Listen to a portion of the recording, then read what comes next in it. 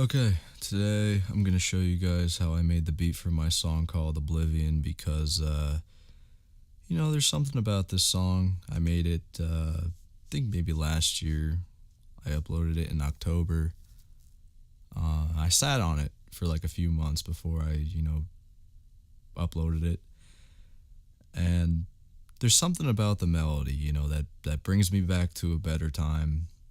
And I feel like most music is mostly about, the melody and vocals. Like the melody and the vocals make a song. I mean, everything kind of has to fit together and, work out. But yeah, the melody definitely brings back some memories. And, I'm going to show you guys how I made everything. So yeah, let me actually start with the melody. So let me take everything, all the effects off, which aren't much, but I'm gonna play the melody. Well, first let me show you how I made it. So I usually never use samples and stuff. Like I usually use Nexus to make most of my melodies, and I've been making beats for about, I don't know, 4 years maybe, since like 2020, I guess. And I can't believe I went to school for this shit. Honestly, guys, if you're making simple like trap and rap music, there's so many YouTube tutorials out there and, things like you really don't need to go to school for it at all for audio engineering and audio production because I feel like I wasted my time there and didn't learn anything, obviously. But because, I think everybody knows, just use your ear. Whatever sounds good to you is the right thing to do because there's really no music is kind of subjective anyway. And yeah, so let me just talk about it. So yeah, I usually use Nexus all the time. I got like a ton of presets though that I found. I got like a lot. I don't know why it's so small. I don't even know how to fix that. It's been like that for years. But the preset, I think it's from like a random. What the fuck even is this? It's a piano. So wait, let me take off all the effects of the melody and play it real quick, with and without, and then talk about it. So this is without.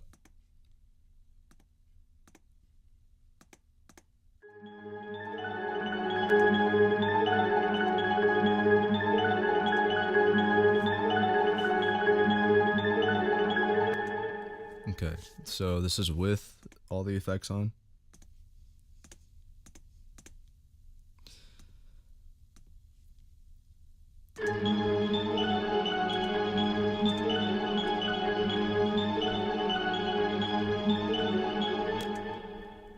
It's pretty simple. So basically, what I did, obviously there's the EQ down here, but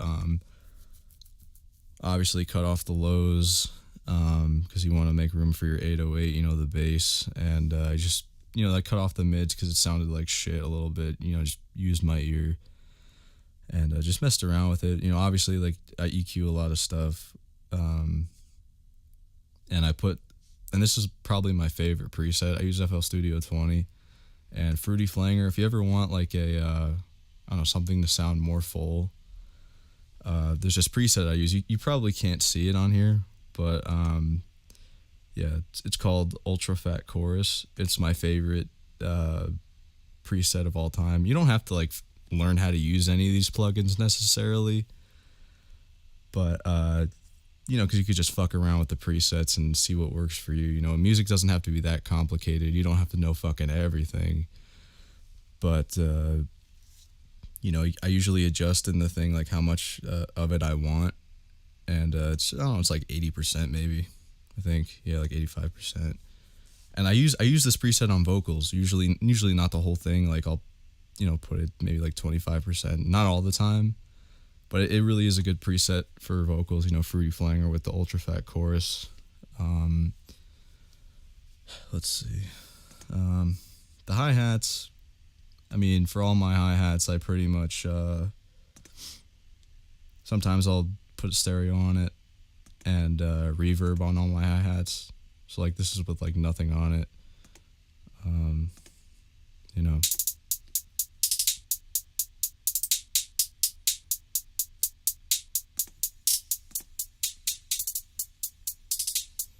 kind of goes hand in hand with the melody. I mean, I usually it's probably the most boring thing in the world, like just messing around with hi hats and making them complex. Because I have my what's it in third step, so I usually do a lot of triplet hi hats, but kind of goes hand in hand with the melody like a tiny bit, a little bit. Hold on.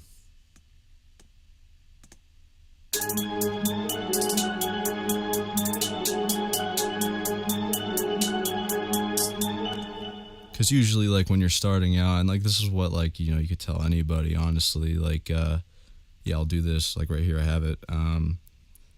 You get your hi hat, you just right click. You probably can't see it still, but just do either two step, which is what like every like you'll hear this in every rap song like that ever existed, like almost fucking ever at this fucking day and age. Right. Let me actually see what that would sound like. Hold on.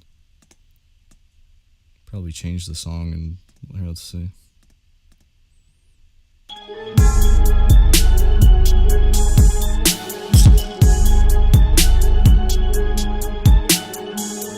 Yeah, I do not like that. So like, these things change the song completely.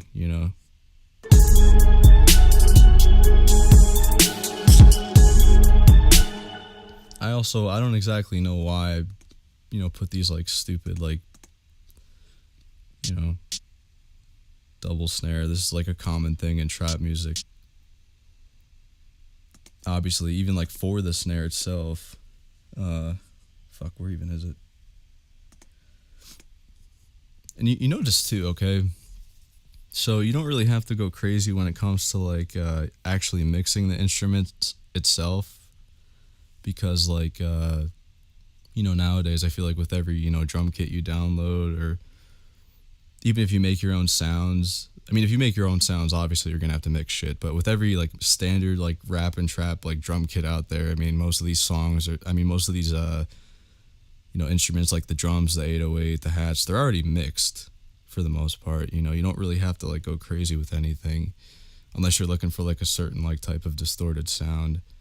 But I mean, for most like songs in general, like this is like the standard, just 4 snares.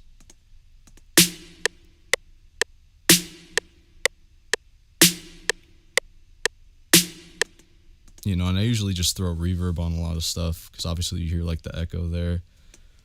What else? I got the hi-hat, just like a random hi-hat every now and then to like make it more full.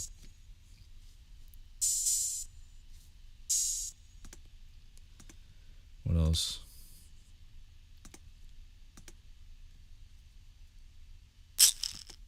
Honestly, couldn't tell you what I was thinking when I fucking put that in there. I really couldn't. I don't know what the fuck I was on.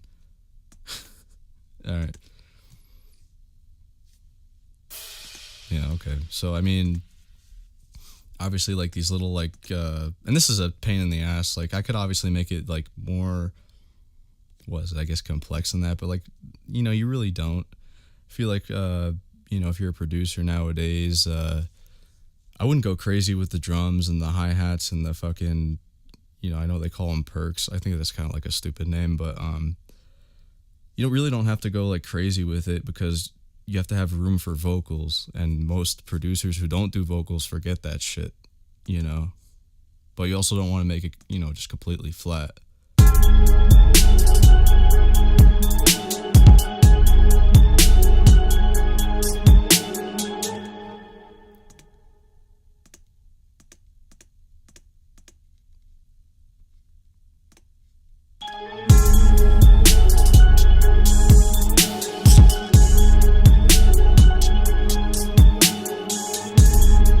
And I got pretty much, it's just 8 bars, the whole song. Like I have the 2 in the beginning, 2 outro, then just 8 bars of just 2 different drum patterns. That's it. The only thing that's different, I probably should have made a counter melody, but I didn't think it was necessary.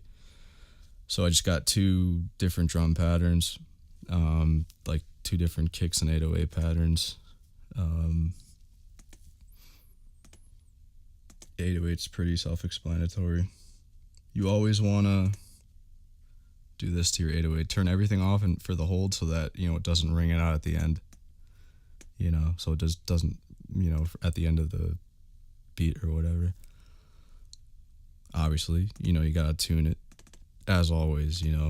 It's pretty easy. Right click, edit in Edison. Click on this thing. Probably still can't see it, and then detect pitch regions. This one's A1, and go here, and then yeah, it's tuned to A. But I had to make it G sharp because the melody is, it starts on most of the root notes are on G sharp. So yeah, what else? The master. Let me talk about the master real quick. This is you're not gonna want to do this. Like, you're really not gonna want to do this. What I'll do sometimes, I'll use this plugin called Soundgodizer and Maximus. They kind of go hand in hand a little bit, but what it does is it pretty much compresses the shit out of the beat. And you're really not going to want that most of the time. I don't really do this. It's like pretty rare I do this because most producers now, like, see right there, I turned it off and it sounds less saturated, and like you turn it on, it sounds different. But most people, they'll put on like was it soft clipper, and just fuck around with that, just EQ it a little bit. So for Maximus, the preset I usually use is either, I think I use for this one Max Loudness or Master Aid 1. And for the lows, like, usually, I don't know why I didn't do it on here, but I'll just like, center it, because you really usually don't want to have the low end in stereo.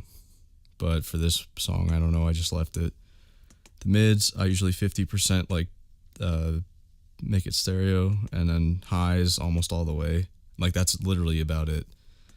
So like for the whole beat, let me turn it off for the whole beat. I'm gonna turn it on and off so you'll hear like the complete difference and why I think like it kind of worked for this song.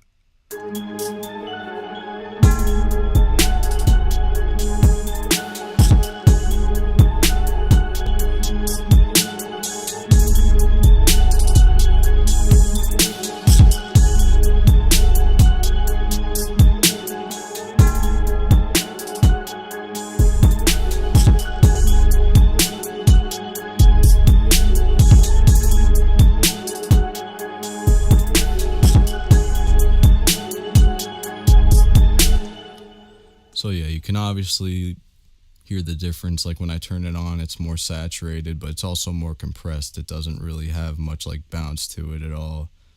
Doesn't sound bad. I think it worked out in the end. But yeah, that's about it. Slow fade in, or quick fade in, and then the slow fade out. The beat just fine. And this is the structure to like most of the music I make, because I am kind of lazy when it comes to this shit. I could easily make it more bars and different patterns and a counter melody, but I usually don't do that much. I don't know why. I like short songs. I really don't. I'm not a fan of like having like a really long song. So I think that's about everything I kind of wanted to talk about. So yeah, that's pretty much it. That's how I made Oblivion. You probably don't know what the fuck I'm talking about. Because I know most of you guys aren't subscribed, for my music. That's okay. I just do this as a hobby. But for anyone who, I don't know, was interested in this or wanted to like take a look at the whole thing, I guess that's kind of cool. So yeah, that's pretty much it for now.